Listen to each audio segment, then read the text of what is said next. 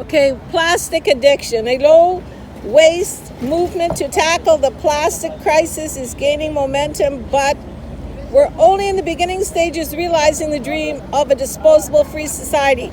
In Canada right now, they're coming up with a system that actually is going to save the Canadian government $500 million in annual costs, according to an action plan released earlier this year by the Canadian Council of Ministries and the Environment.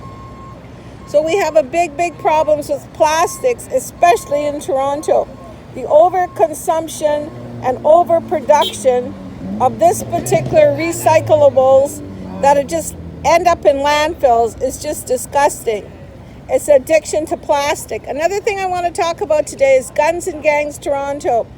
Right now, we have one of the biggest problems right now in guns and gangs in Toronto, and it's just gone crazy.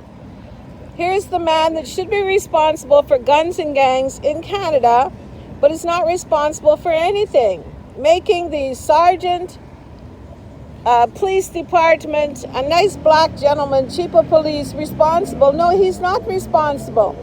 Whoever is on council and whoever is the Prime Minister of Canada has to change the guns and gang laws in Canada.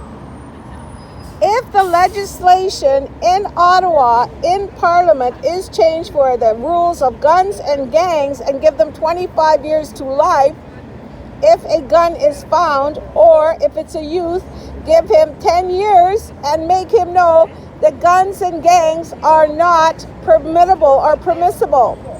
The problem is it's just not the youth, and it's just not the black kids in the hood.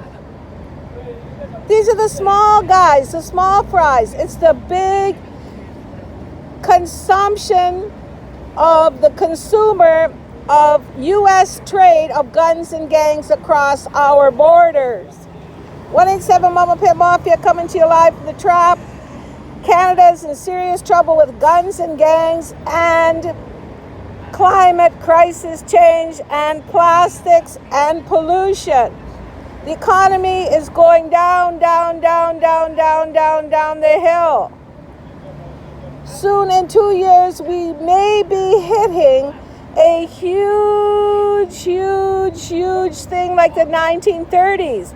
In the 1930s, we had a terrible depression. It's going to hit again in 2 years because everything is skyrocketing. The prices are skyrocketing. A nice home in Toronto is $2 million. A house is $1 million.